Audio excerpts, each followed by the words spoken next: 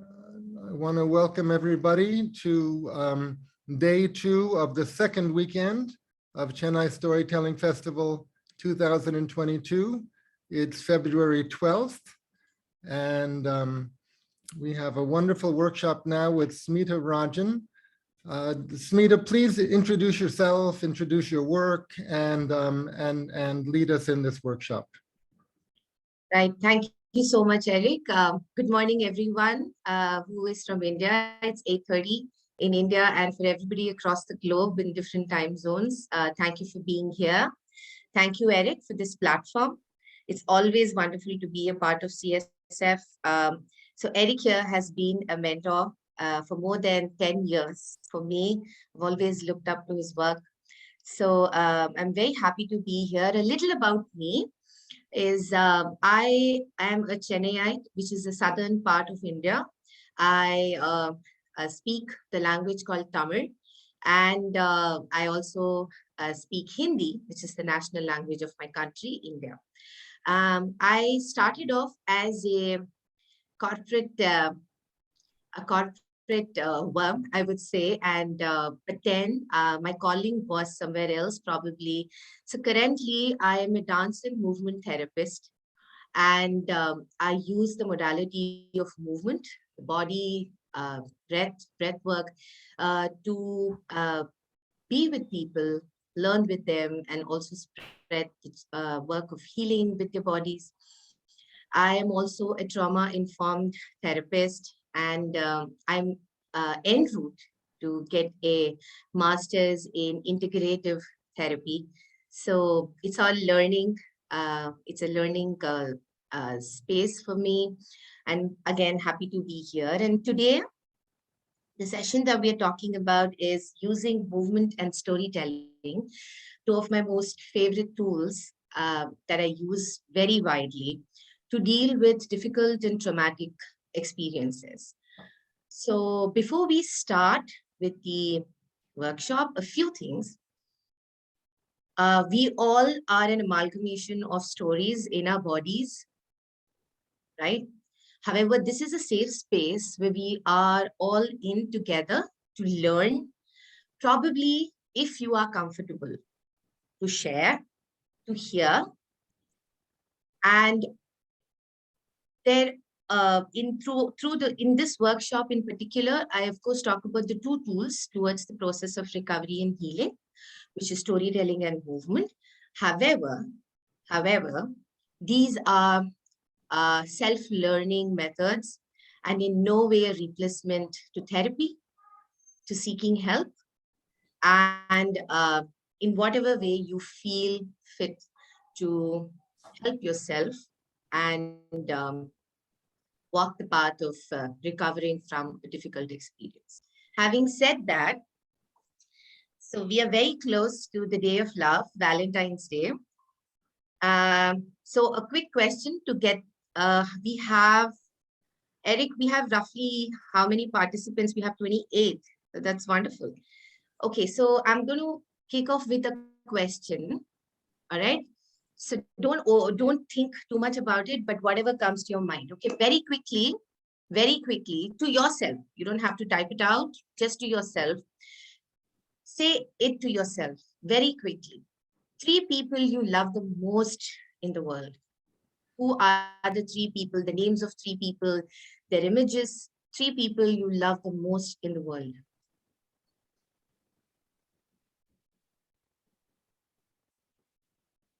All right. Okay.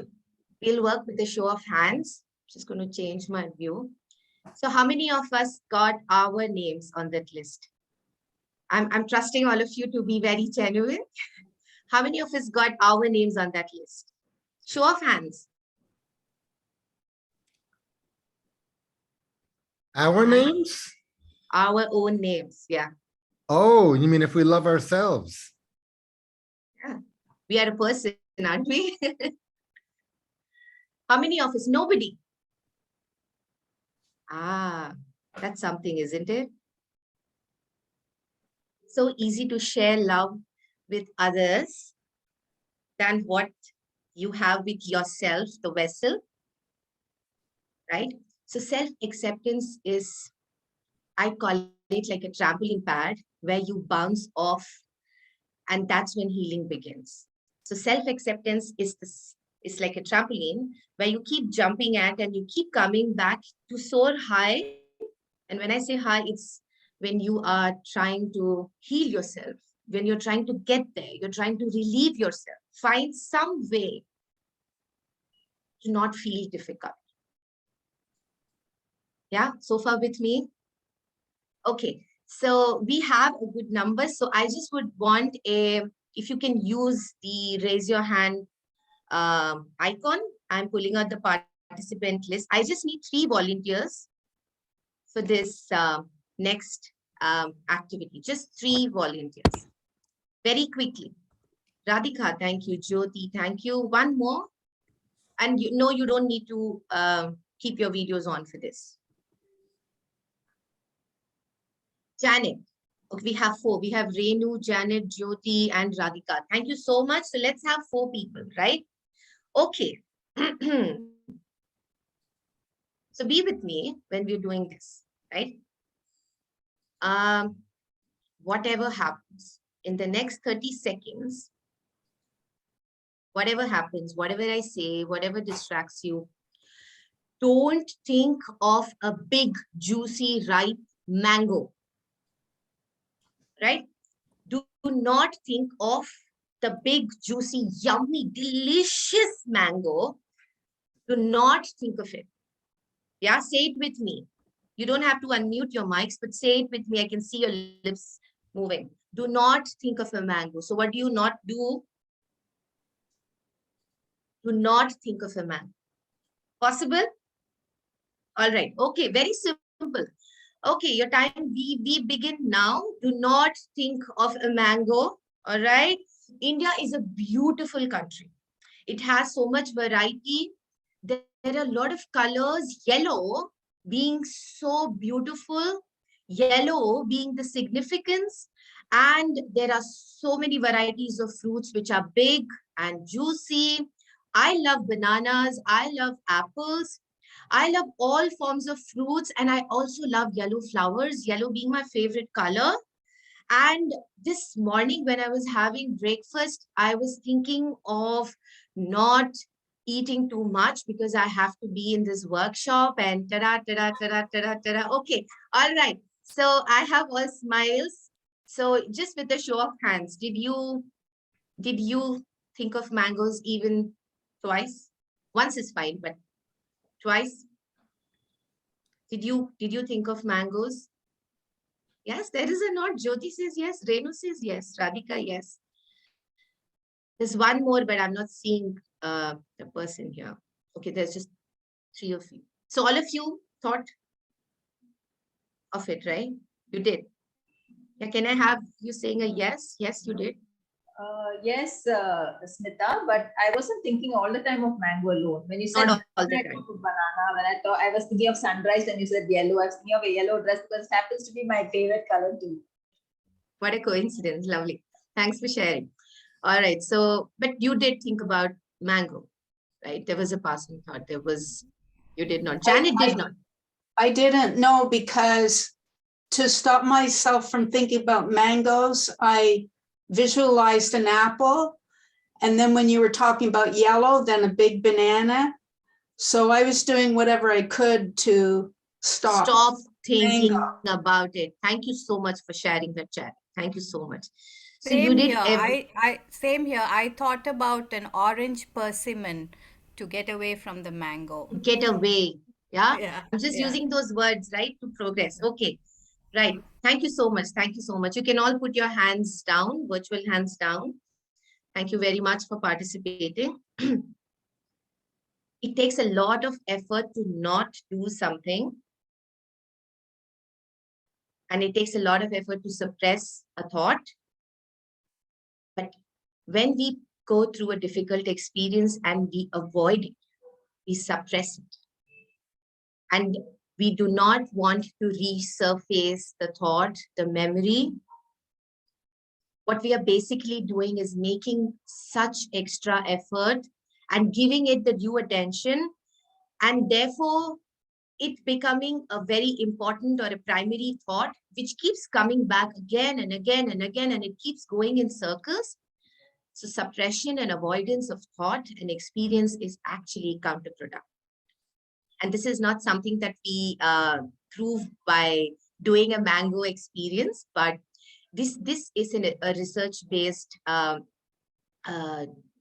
data. Is the more we suppress, the more we stop ourselves from um, giving attention to a difficult experience, to a difficult emotion, a traumatic experience, the more it keeps coming back to you, sending us into loops of emotions. Yeah, with me? Right. Just give me a minute. I'm just going to fix the screen. The speaker view keeps shifting.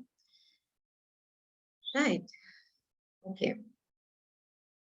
So there's a lot of talking, and I love moving and working with the body. So we're just going to, and we also spoke a lot about love, self-love, self-acceptance. So we're going to kick off the first activity or the experience that we're going to do today, this morning, by one of my favorite practices called self-hug. I hope you enjoy it as much as I do. We would probably take close to 60 seconds, 1 minute to do this. So stay with me. What you're going to be hearing now is a bell sound or the sound of a gong, right? And however you like to embrace yourself, I want you to feel yourself, touch, however you feel like doing it, or it's like this, or like this, or like this. However you like to embrace yourself, hold yourself. And when you hear that gong, tighten that grip, tighten it. How tight can you hold yourself? How secure can you feel, right? For the next gong, the second gong, try to open up. Opening up to receiving energy is really important. Feel the love that you share for yourself and your body, the vessel that you carry. So you're just going to do that, right? I'm going to be demonstrating as well. So you can take the cue from the change of movement, right?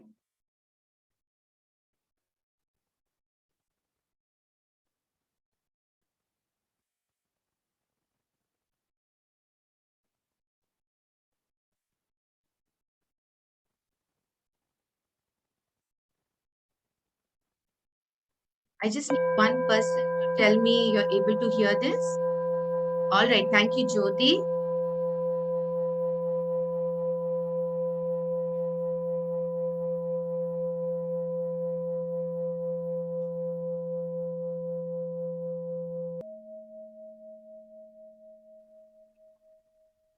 Raise yourself.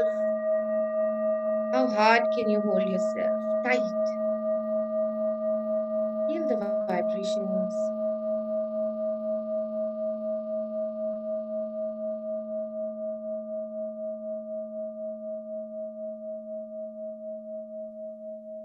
Receive your warmth.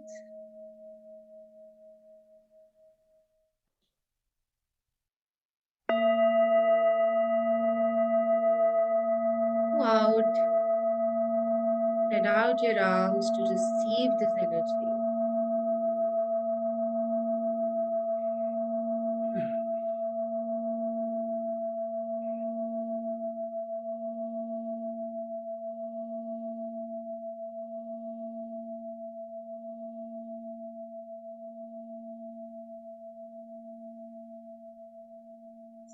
One more time.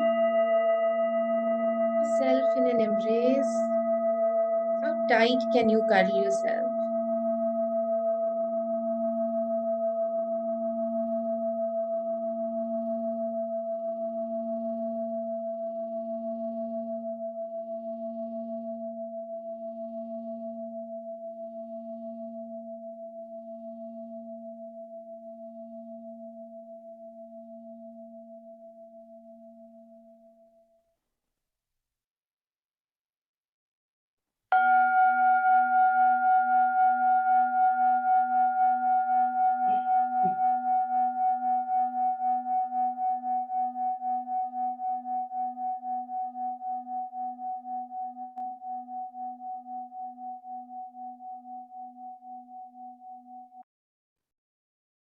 so much, everyone, for participating.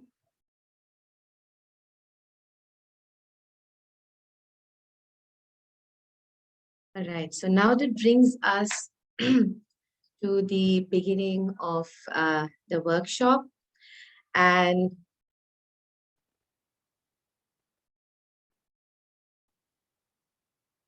I would like to pull up my slides, right? Did that self-hug ground us, bring us to the here and now?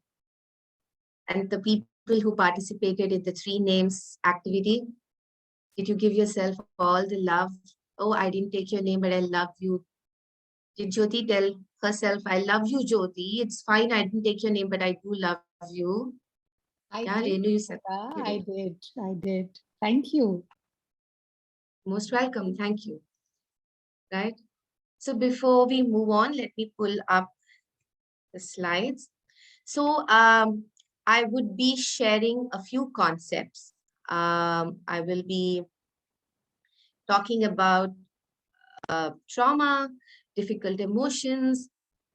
At any point, if any of this disturbs you, brings back difficult memories,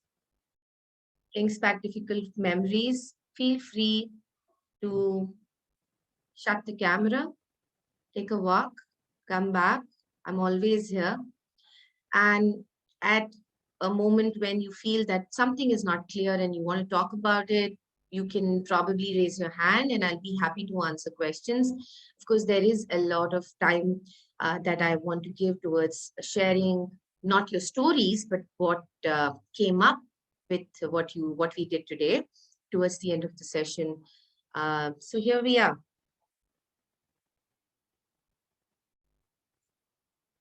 Okay, let's start, cut to the chase.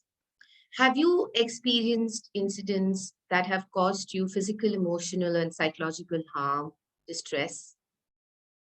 And these situations can be any experience, a series of experiences, a regular experience, a difficult experience in the childhood, which keep resurfacing now as we are adults. And the thought of these experiences, the suppressed thought or the suppressed story, if this is causing you distress to even think about it, and when you do, the moment the thought comes in, it's like, no, don't do this. I don't want to think about it. I don't like what's happening in my body when I think about this. Or you feel lesser than yourself at that moment when that comes, when the thought or the emotion comes in. That is a difficult story. That is a difficult experience. That is a traumatic event that has impacted you.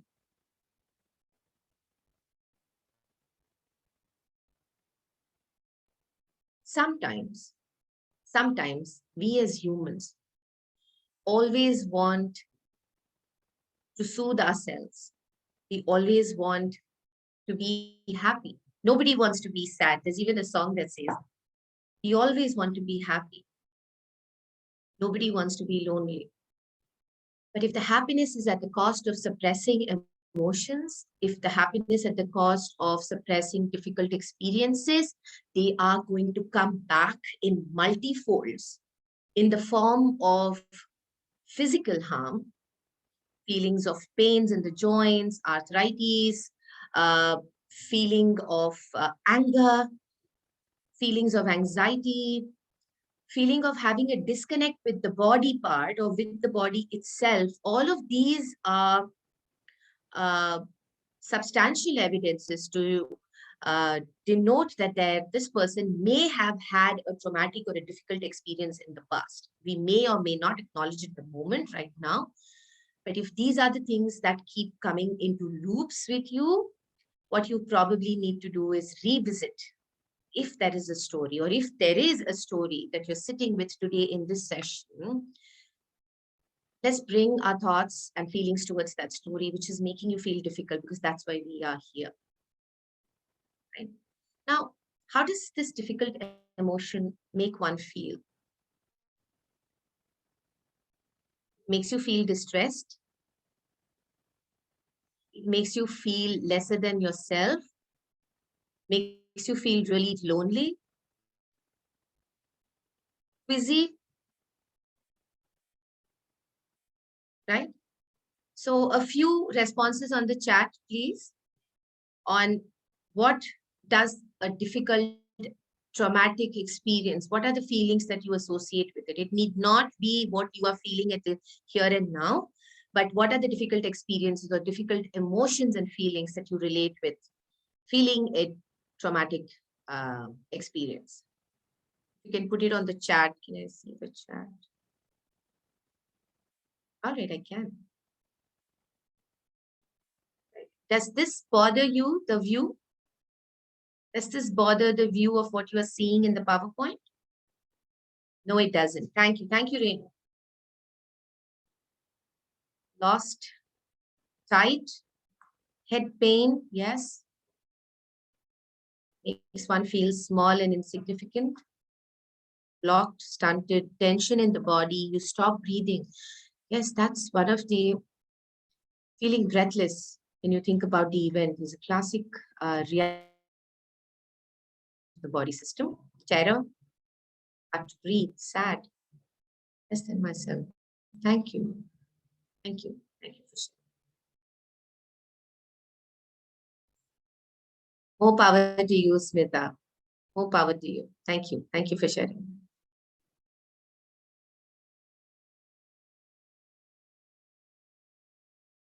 One of the feelings that come with facing a difficult traumatic experience is the feeling of shame of being in the experience itself. The feeling of disgust that I let this happen to me, so which is why I have proven to be less than what I am. As much as it sounds irrational when I say it now, but that's exactly what the mind keeps processing, that these are events of, these are the feelings of horror, these are the feeling of feeling small, and all of this is built into the guilt and shame of actually having been in the experience, and also the helplessness, the shock, and the fear one feels because of this experience that has done to them. So when a person goes through a traumatic experience, a traumatic incident, trauma begins the moment the incident ends. Trauma begins the moment the series of incident ends, because that's when the mind and the body starts kicking in and saying, hey, this is not right. It's not setting in my mind. I want to disregard this experience. I want to keep away this experience. And that makes us want to do, like somebody also shared that I made a specific effort. I made an illusion of an apple because I did not want to do it. So that's an effort. This is a silly example of a mango, but the effort that goes with you, your brain, your mind to not do something is extremely exhausting to the mind and the body, right? Is everybody with me here?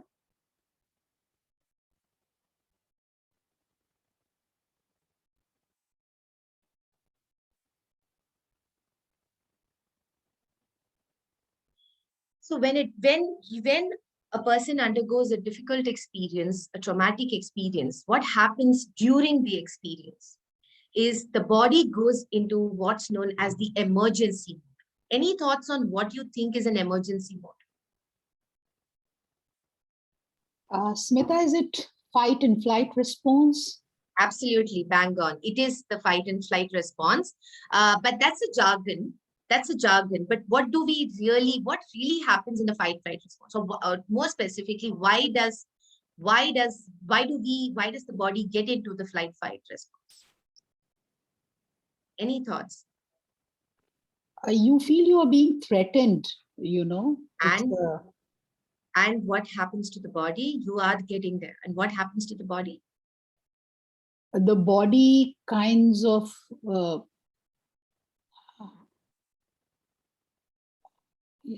how should I put it? I mean, I know fight and flight response, and your body gets into a mode that it wants to protect itself. Absolutely. Bingo.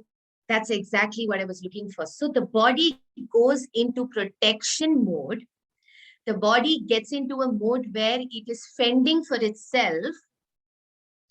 And what happens is there is a high pulse rate, the heart is throbbing, there is a lot of blood that is pumped into your muscles, there is a highly dilated pupils, which is basically to increase or heighten the sense of awareness at that point in time when you are in the incident, and you either choose to completely numb your awareness or you choose to leave, run.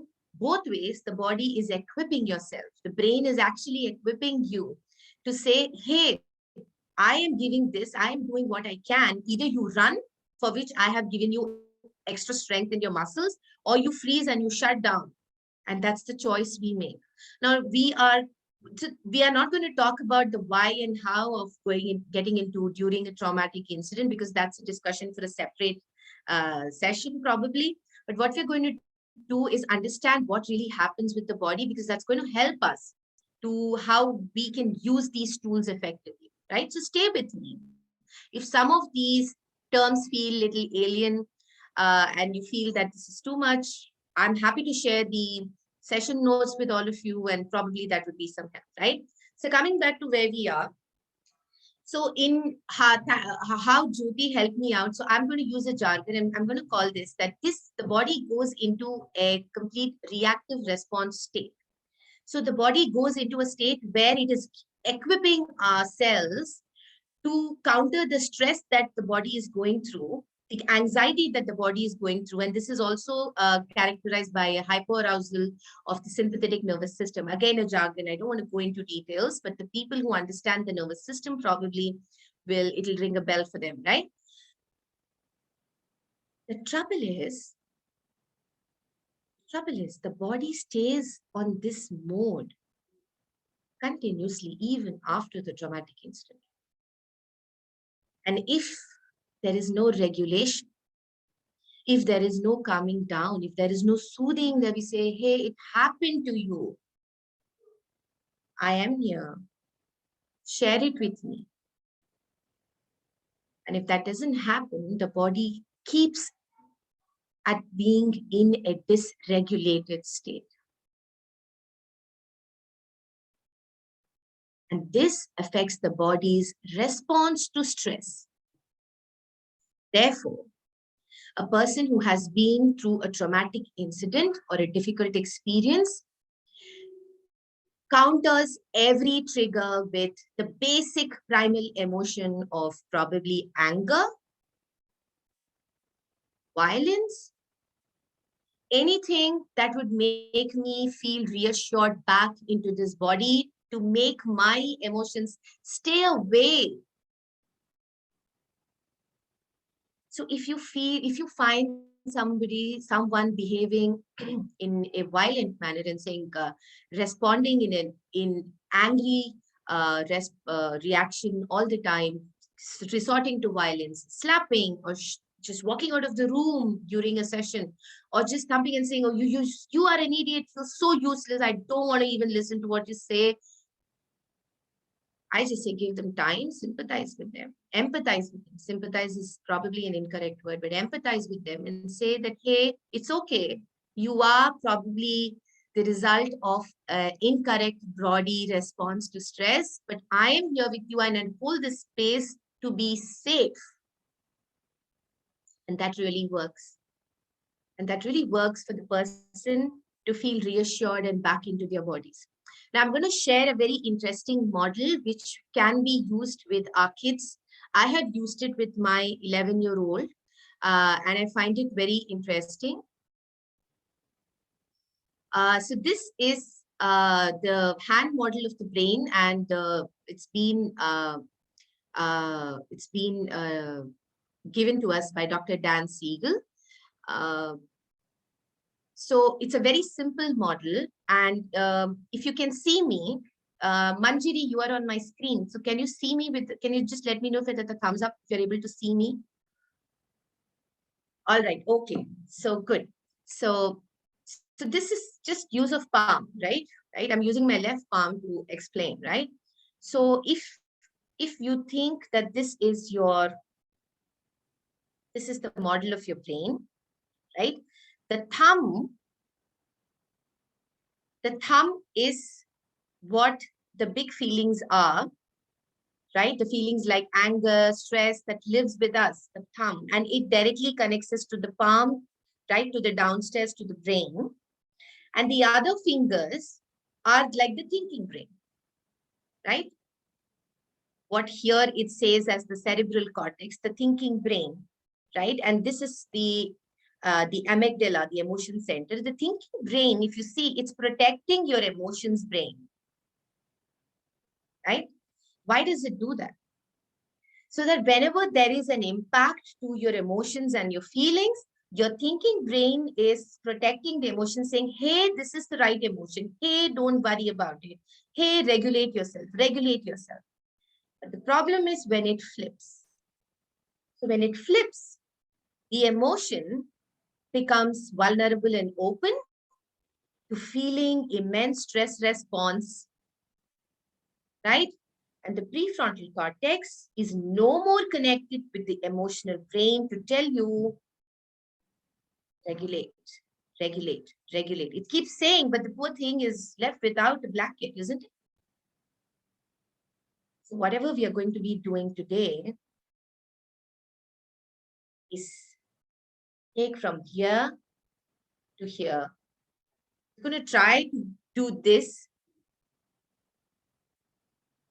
come from here to here, right? With me? All right. So Dan Siegel's model that he popularizes is known as flipping the lid. And I'm happy to share the website reference. You can please go check it out.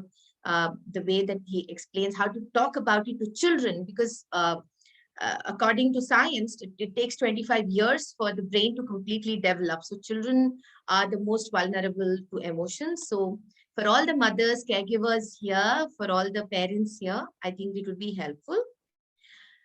Where they call the emotion brain as the guard dog, right? It's guarding all your emotions and saying what's the right thing to say. And the prefrontal cortex, the one that it closes, is called the wise owl, because it tells the guard dog what to do and what not to do. And so when the wise owl is kicked out of the system, in the sense kicked out of the regulation, the guard dog is left vulnerable, barking all the time. So I use this as a story. Happy to share it towards the end of the session if anybody is interested, or else in person through email. All right, so I'm just going to stop sharing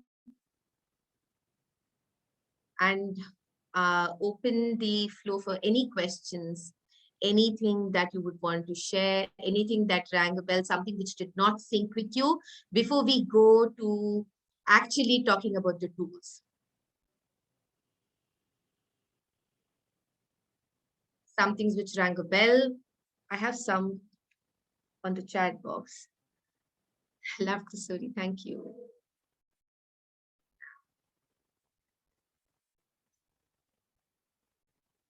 All right. Okay.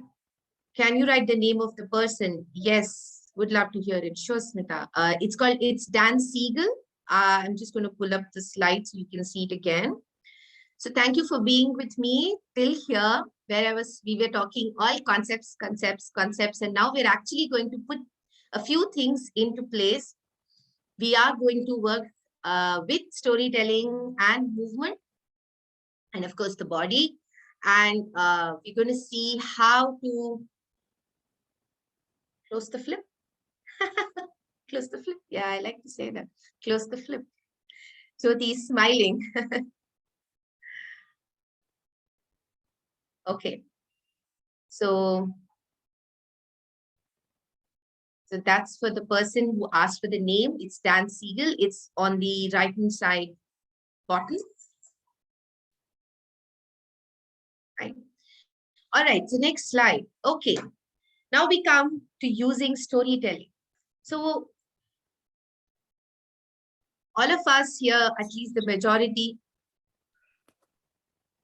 someone has their speaker on, would like to share something?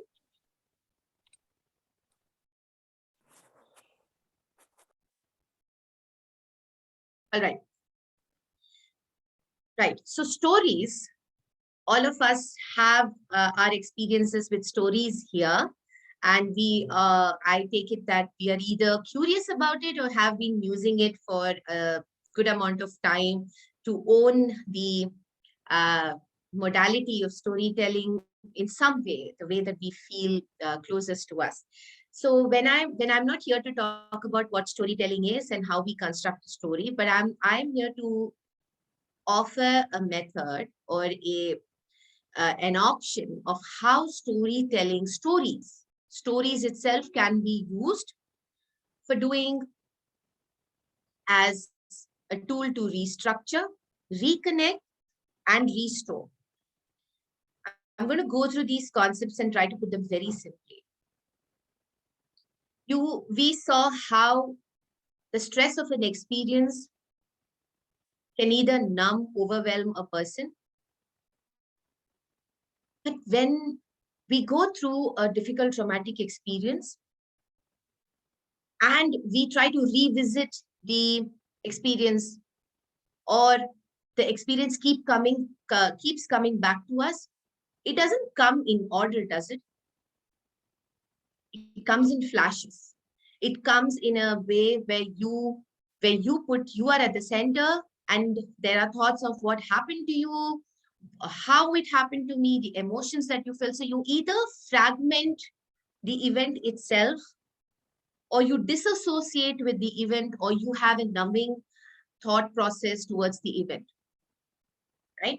So when we talk about restructuring, one of the powerful tools of storytelling itself is when we sit with it as a personal narrative, or we use it as a tool with our clients, with a friend, with our family.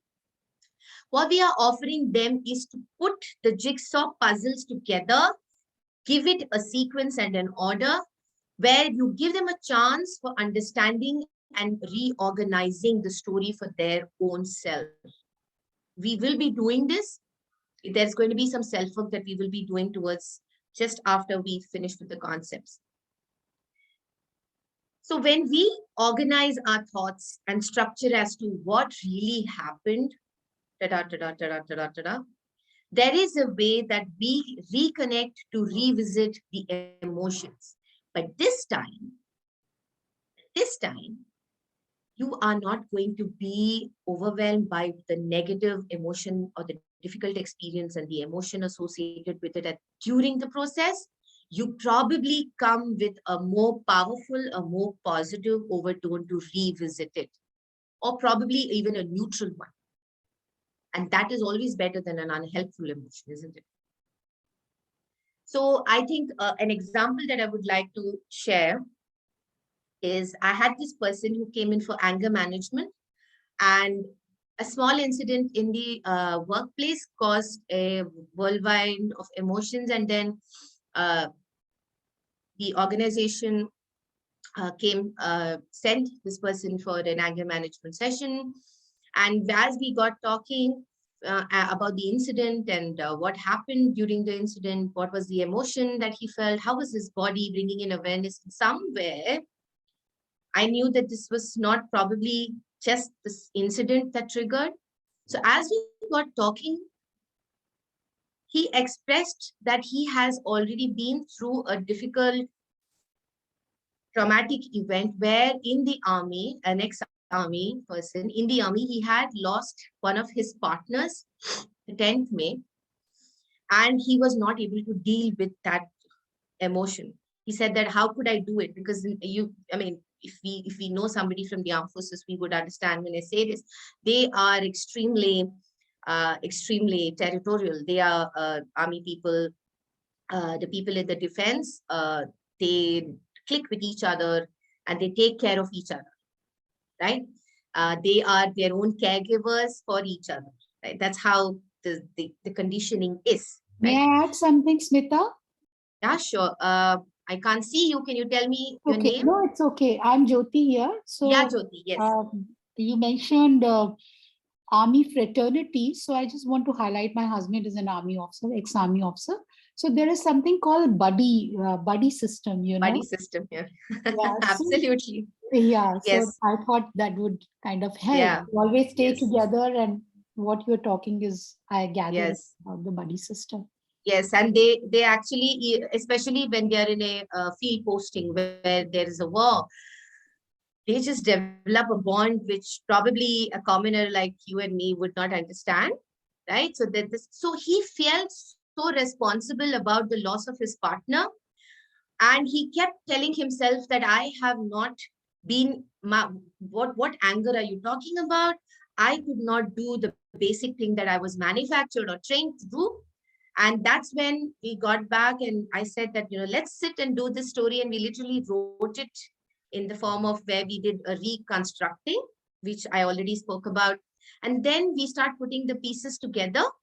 And then probably, there's an realization, but that's much that I could have done. And what happened just happened.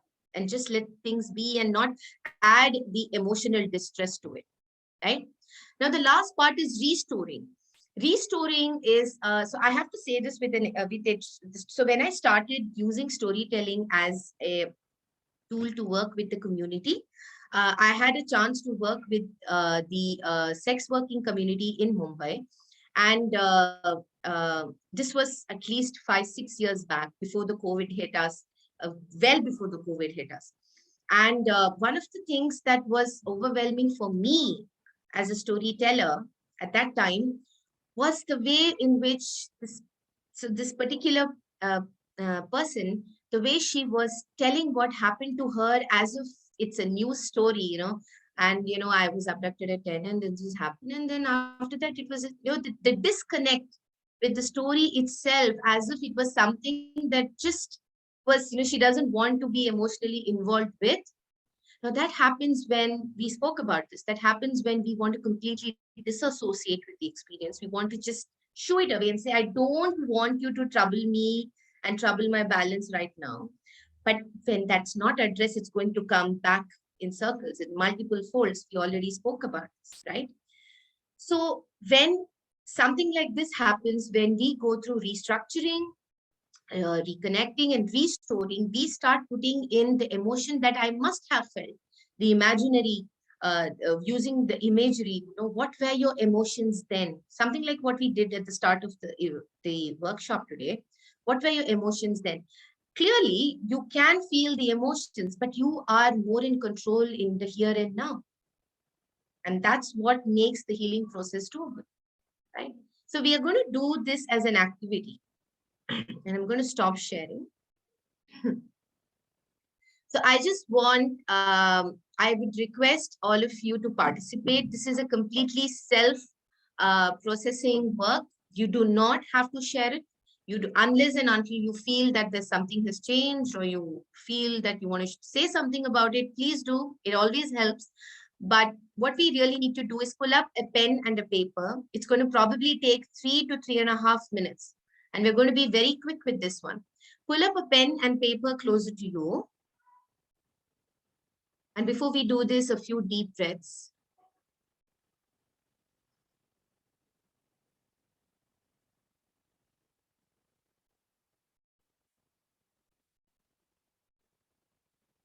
All right. Okay. So let's go back to where we started. The difficult experience or the traumatic experience that you have been through. Go back to that experience, which troubles you, which brings your emotion or raises up your distress in emotion at least to 25%. Right?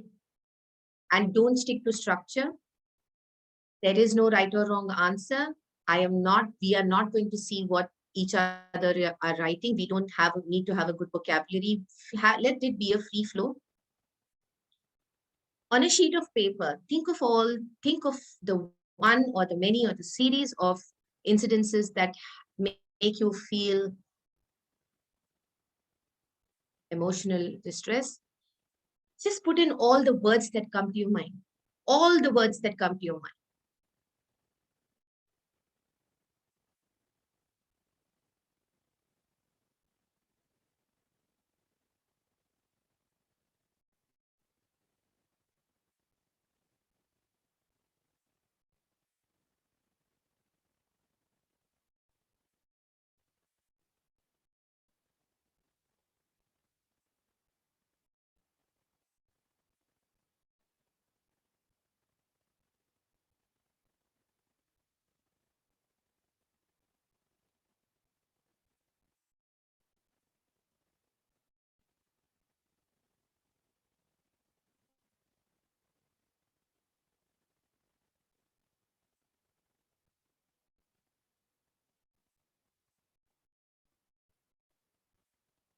I said this before, but we have few people entering the room, so I'm saying it again. Any of these experience or the activities, if they are causing you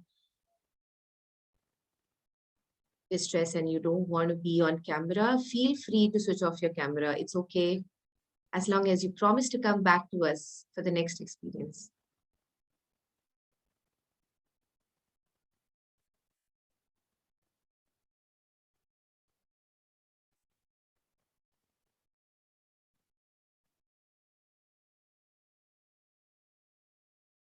Just a few more seconds.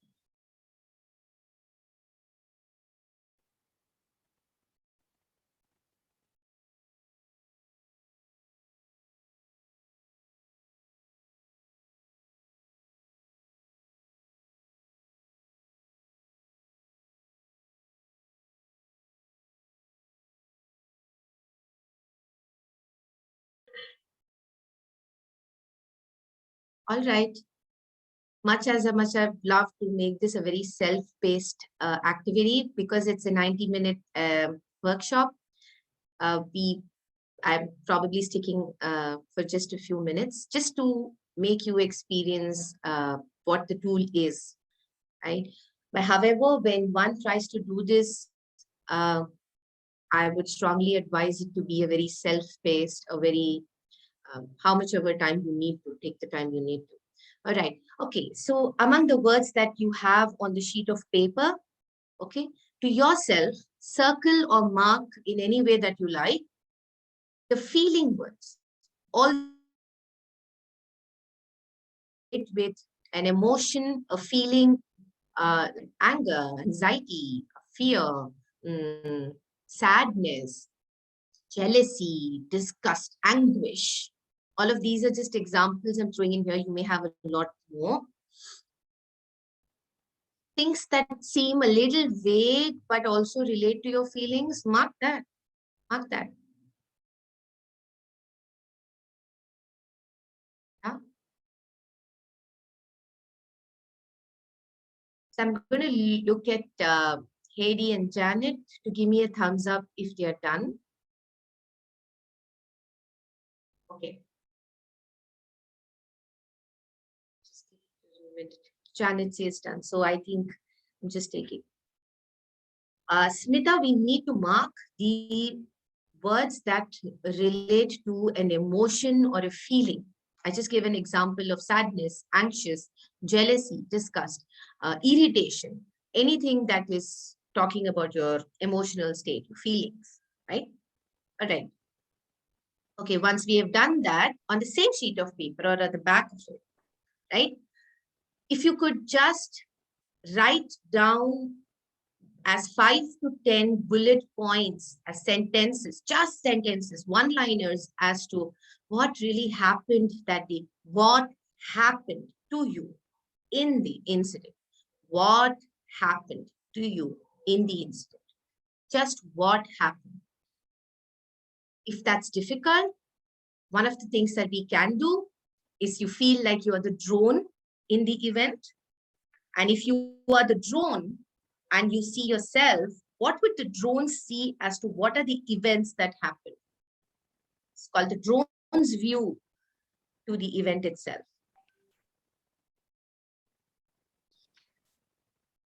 Just simple bullet points. What happened from a drone's view or from a bird's view?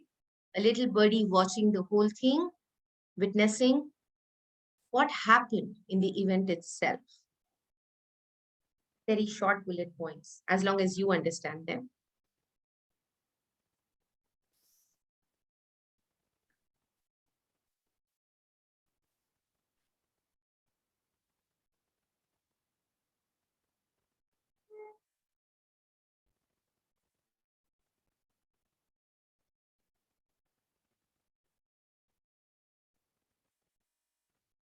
All right. Again, Heidi and Janet, you're on my front, the primary screen. So I'm just looking up to you and taking your names. Please don't feel pressured. But if you're done, give me a thumbs up. I'll know everybody's okay.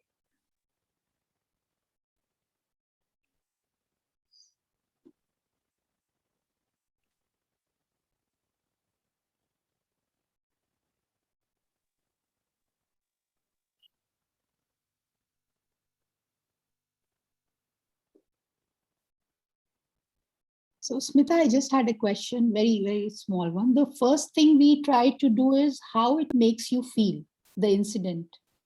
Right. Yeah, it's, we try to only throw in the words with, and then we just marked the emotion. But yes, that's where we are getting. We are Yeah. getting there. Yeah. So first And- part is we think about the incident and how it makes you feel now, right? No. The second part you're talking about. No, the second part is writing about the incidents in small sentences. Right. The first Right. part was thinking about the incidents and the feelings Yeah, or yeah, emotions that come up. Right. In the now. In I just now, wanted to correct. confirm. Absolutely. Yeah. You got that right. You Yeah. got that right. Thank you. Okay, so there's a thumbs up. Thank you, Haley, and thank you, Janet. Okay. So now in those points, those bullets that you have written, if you can just go through it again and see how many feeling words have you used in those bullet points? How many feeling words have you used? Emotion words, feeling words. Just mark them.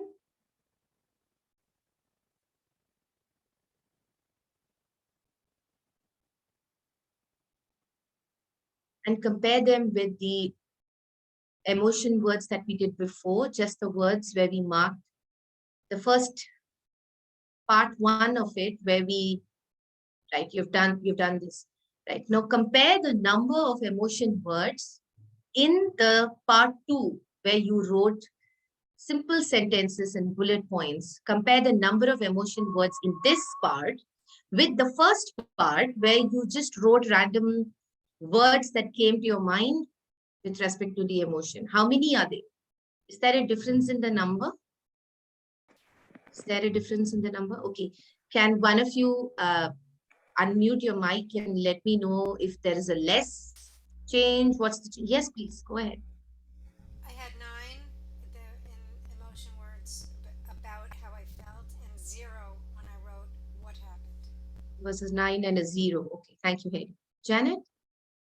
I had 10 at first and just 1 in the second one. 10 in the and bullets. 1. Thank you for sharing. Anybody else? Hi, Smita. This is Leena here. Hi, Leena. Hi. In general, I'm not getting many emotion words. So Okay. I just wanted to check with you. So That's all right. Okay. That's okay. all right. So probably you just need a little time to sit with the incident or sit with the feeling, and then it would probably kick in. Or, hey, reach out to people who want to hear your story and see what happens. That magic in sharing, isn't it? Okay. Right? Like I said, don't feel distressed about not being able to do what Smita is saying. It's a very self-paced. It's just for our own introspection. Anybody else who wants to share the change of feeling words? I have. Sorry to interrupt, Smita. I think I don't know whether I did not get the activity or I did it wrong. First thing I wrote about it, I thought about the incident and the emotions that came up, what I felt, right? The second part was writing in the sentence, what happened. When you are writing what happened, obviously there are no emotions going to, you are just taking it, okay, this happened, this happened, this happened. Right. So that is exactly what we spoke about in restructuring it, reconstructing it, not restructuring, I'm sorry. We spoke about reconstructing, putting the pieces in the jigsaw puzzles together. And when we do that, what we did not do is reconnecting back, because we don't, it's a personal activity. Reconnecting with the emotion after you reconstruct the data, put the pieces in 1, 2, 3, 4, and then there is definitely a change in emotion.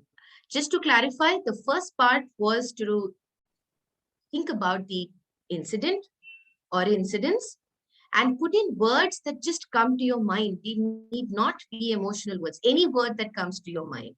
For example, guns, enemy, border, anger, blood, sadness, pain, So So it could be a mixture of many words that relate to that experience. So it need not be emotional words. It would not be emotional words, because it's not only the emotions that you think about. And if you do,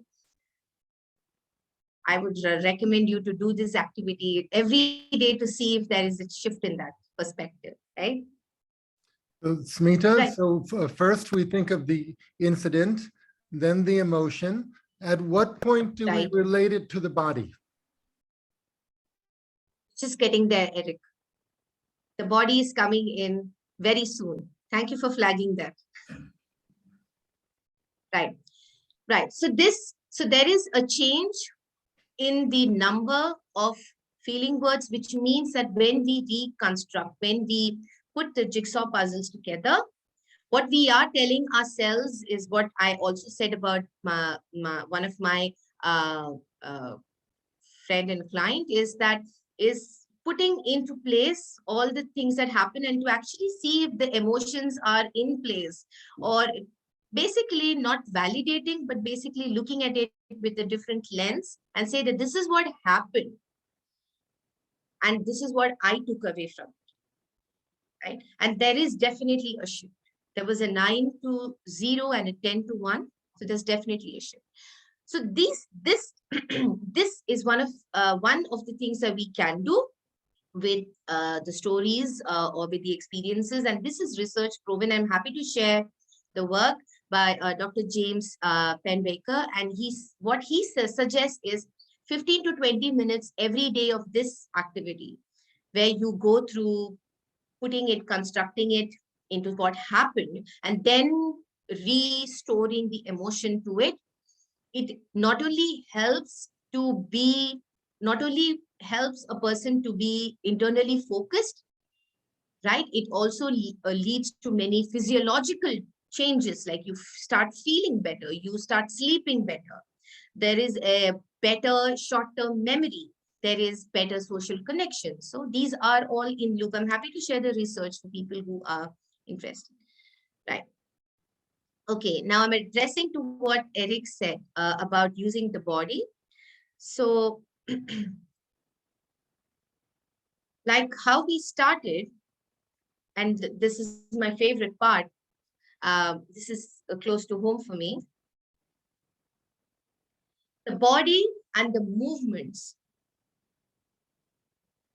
The body and the body's movements. When I say the body's movements, I mean every basic raw movement of the body is a way, or is a probable tool, is a probable method that we can use to come back and build reassurance.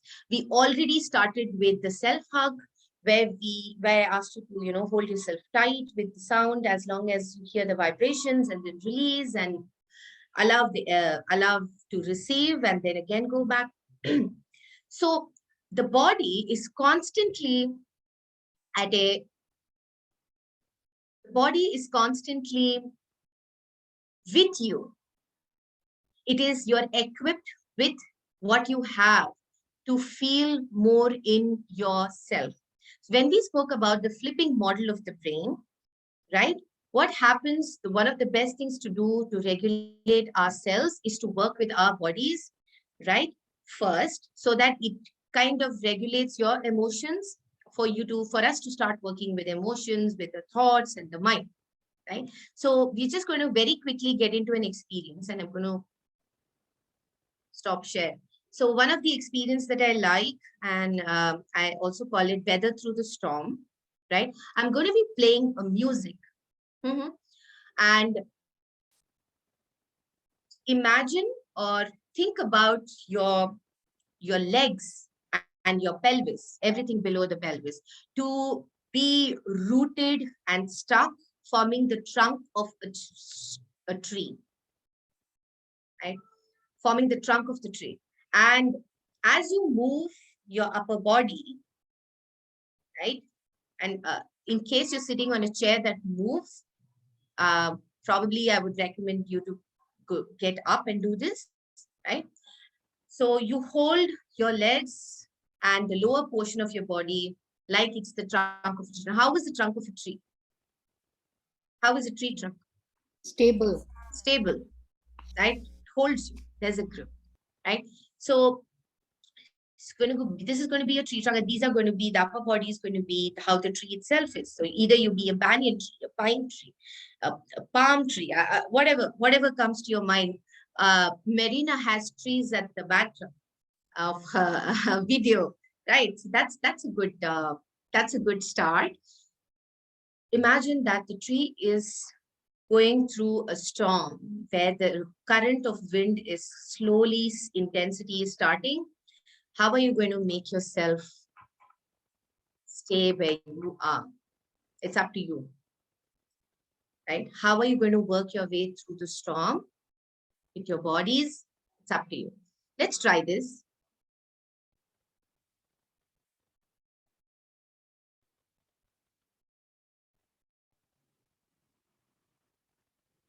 Thumbs up if you can hear me.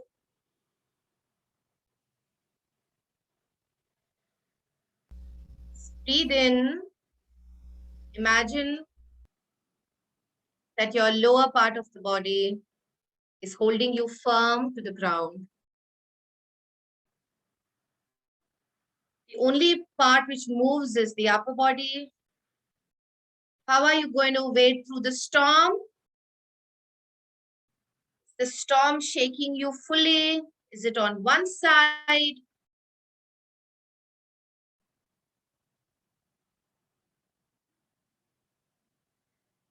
Feel the wind pushing you.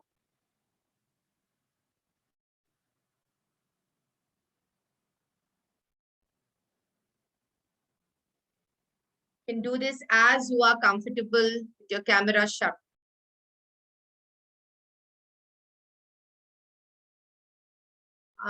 Can you hear the music? No. I think the music will only work when you're on screen share. All right. I am so sorry about that. And thank you, Renu, for bringing it up. All right.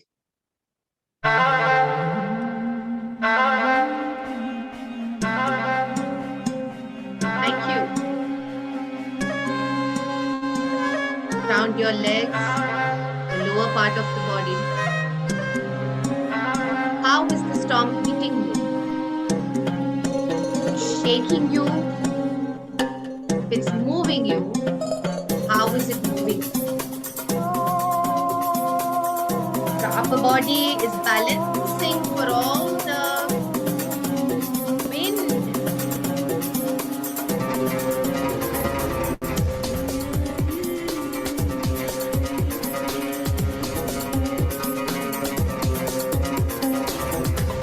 Shut the camera, close your eyes, feel this experience better. How are you going to wade through the storm?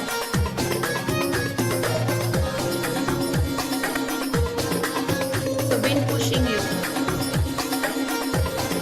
Are you pushing back? Are you feeling the strength of the wind? Are you feeling your strength?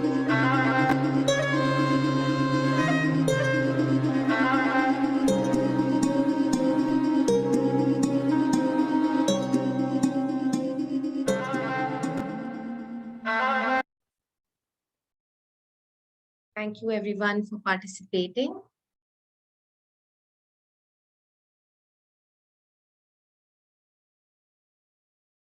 The experience that the activity that we just did was combining the practice of grounding yourself and also leaving the upper part of the upper portion of your body flexible to move. The music is called, it's an Indian Oriental music. It's called The Other Side of the World. Happy to share. What's that? Who asked me that question? Vinita. Happy to share it probably later. I don't have the link. I will send it to you. Right. Okay.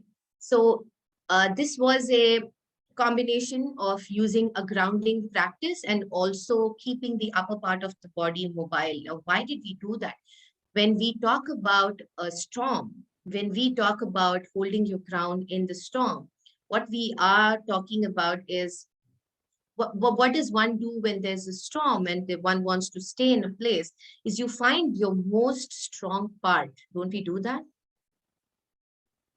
Right?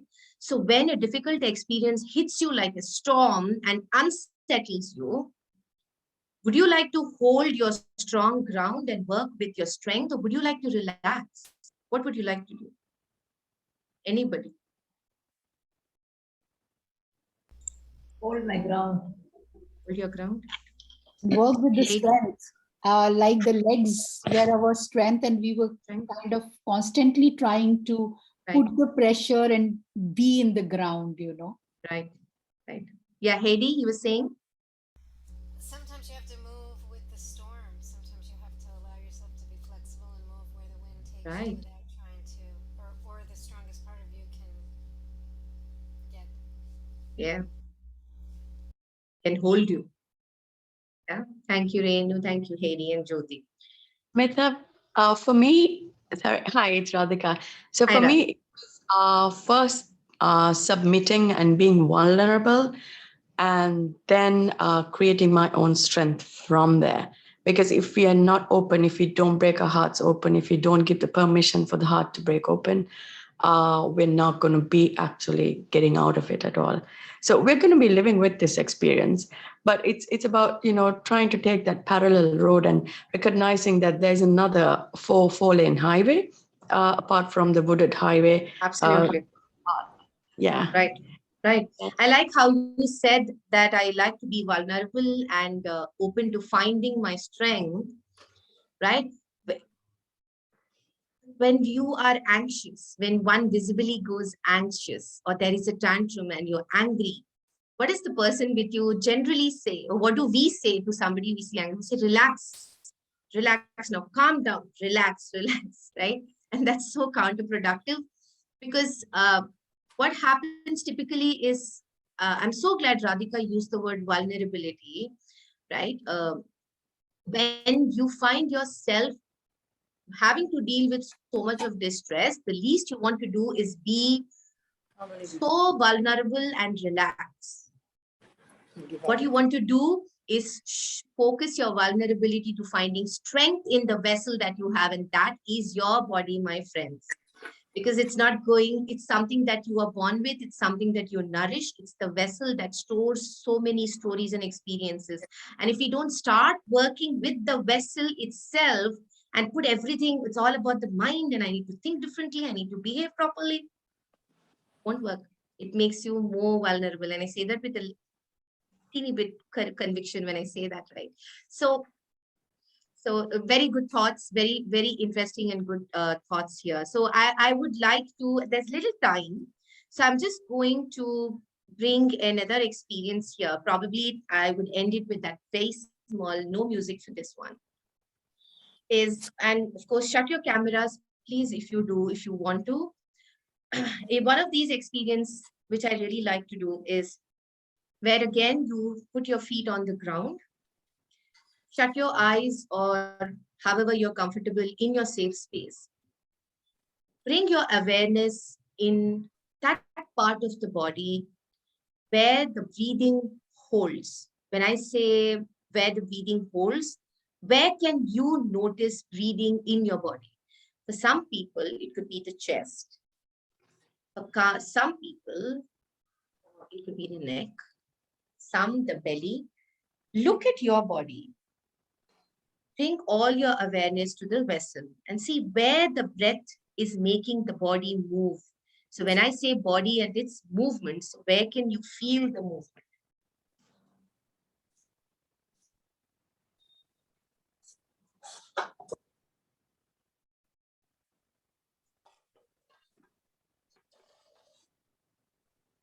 If you spotted that point where you see the movement, the pace of your breath, see if you can send all your consciousness to that point, strengthening that part as it breathes to keep the air in your lungs. Can you send your consciousness to this part?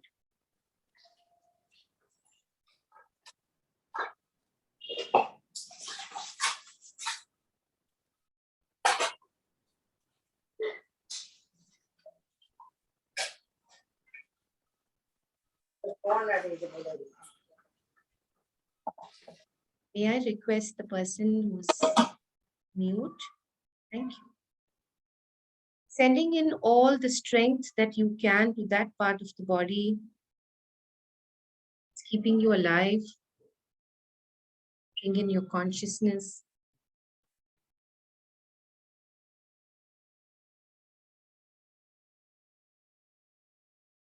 When you think that you have sent all the strength, the consciousness needed, come back to us in this space.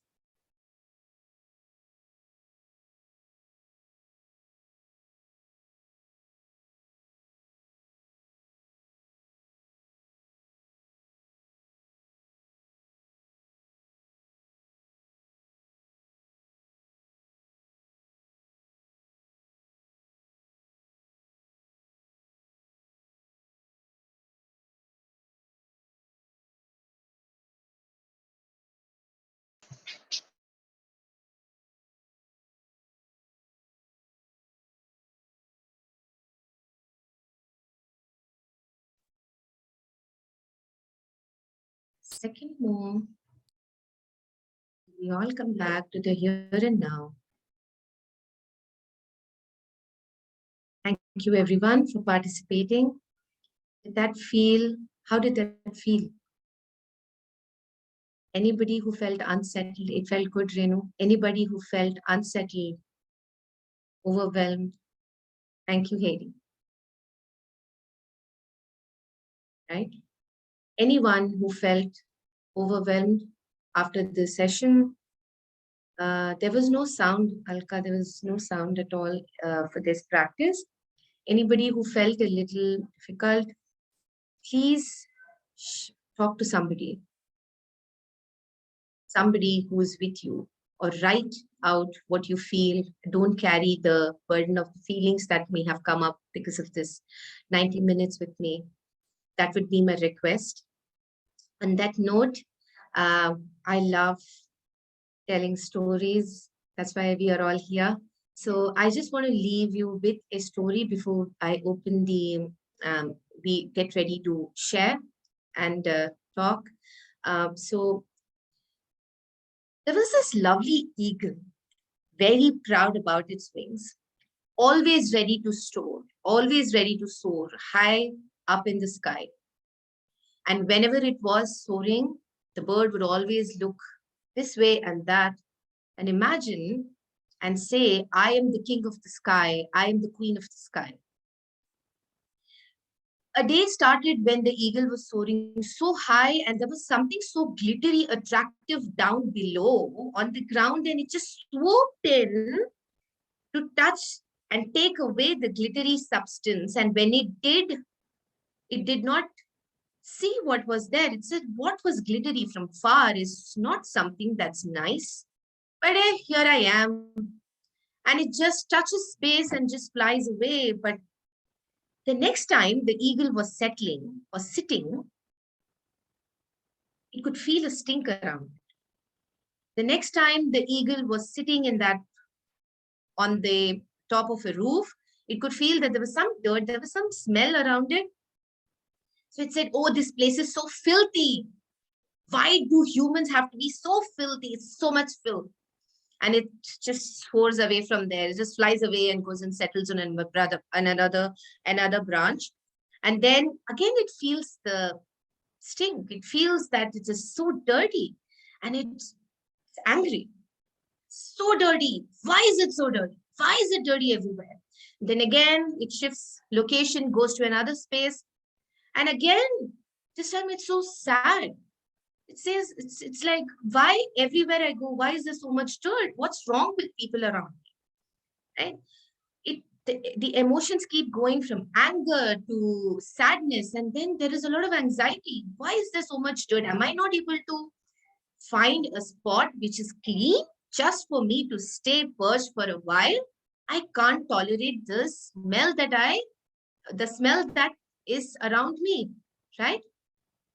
But little did the eagle know that it had actually, when it had swooped down and taken away the glittery substance that attracted it, It was actually filth that the eagle was carrying, and everywhere the eagle went and perched, it left the marks of it's just the dirt it was carrying. It was not the eagle, but it was just the dirt it was carrying. It was what happened to the eagle, the dirt, and not the eagle itself, which was causing. But did the eagle look at the dirt under its claw? It just kept saying, am I doing this? Are people doing this? Why is everybody not being clean? And that's exactly what happens when you go through a difficult experience and an emotion. You do carry the burden, but we don't know that this burden is causing the difficult or the challenging behavior that we pose or we see. Sometimes all it takes is to look down and say, hey, this is just a little dirt I carried. Come to terms with dealing with that dirt and not become the dirt itself, and not blame and feel shame and carry guilt of the experience. Thank you everyone for listening. I'd really like to open, thank you so much. Like to open the session for questions or sharing what came up. I'm very happy to hear. Thank you, Heidi.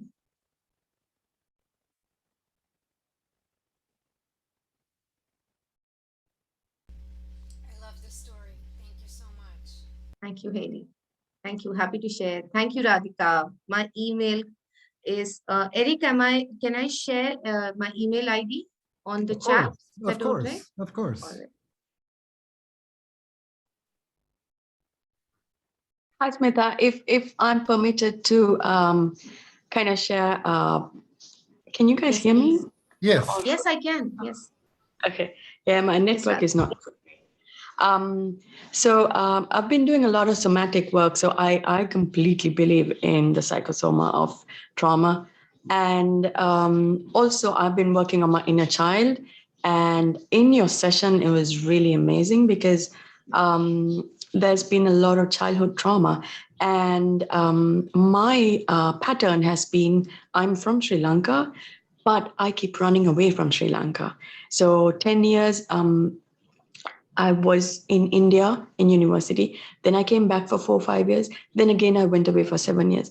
And then again, I'm back in Sri Lanka for the last 1 year. And now I got this opportunity to go either to Nepal or to Chennai study with Magdalene, Eric's wife. So I'm like thinking, oh my God, shall I go? Shall I go again? So, that might be another 6, 7 years. So, and, looking back after doing all this work on me, I've been doing like a lot of EMDR and also different other types of therapies, drama therapy stuff. It actually roots in my disconnection to the motherland, which again goes back into my childhood trauma of many, many, many incidents that I experienced and witnessed. So yeah, this work is amazing. I really like it. And it's, I must connect with you more. Always happy to connect. And Radhika, thank you so much for being vulnerable and sharing your story.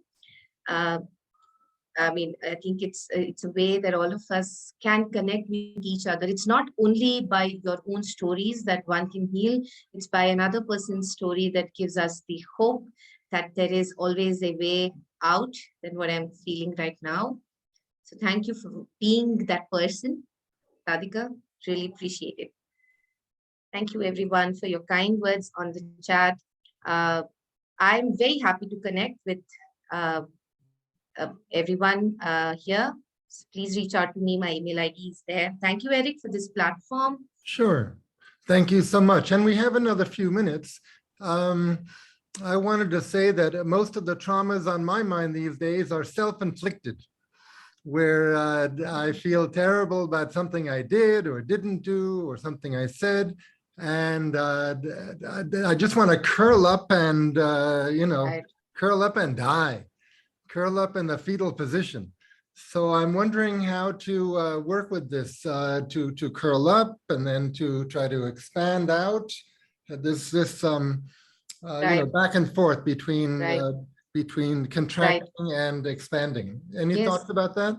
Absolutely. So one of the things that in movement therapy, how we work with the body is to accelerate the contradicting emotion. So if you feel you want to curl up, so that's what we do. We accelerate the process. Curl up, tight yourself. Go back to the fetal position how much you can. Put all your consciousness into that position.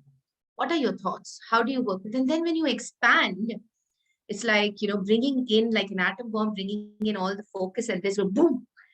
And then sometimes there is a breakthrough. Sometimes you need to curl back and say, hey, I want to be in my safe space. I want to learn from my safe space right now. So that's my 3-year-old little one in the background, right? The virtual world has its own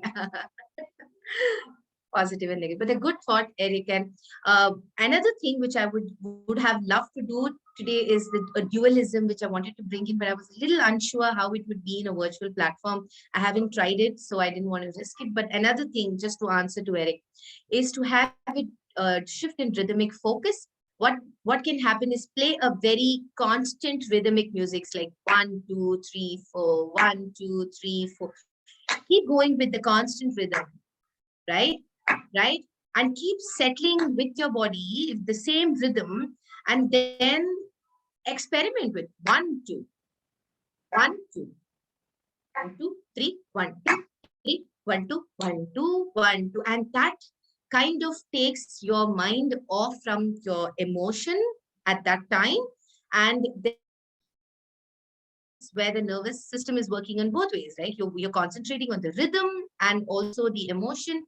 So when there is a bifurcation, there is a breakthrough. So this is another tool which we can use very simply, just sitting at home, tapping your feet, with your, which is this or which is this, and just experiment and see how it feels. And it actually sometimes makes you feel adventurous. You want to actually do it so that it makes you feel more adventurous and experimenting with your feeling. It could become a game even with kids, an extremely nice game with kids. Put them through rhythms, and then you say, how do you feel with this one? Hey, how do you feel with this one? And are you settled? When that change happened, did you feel difficult? Was it unsettling? Right? A good tool with if you're working with special children and autistic kids. Thank you for that, Eric. I think I just took a little time to share something. Okay, I'm so happy to do that. Great. Okay. Thank you very much. Thank you.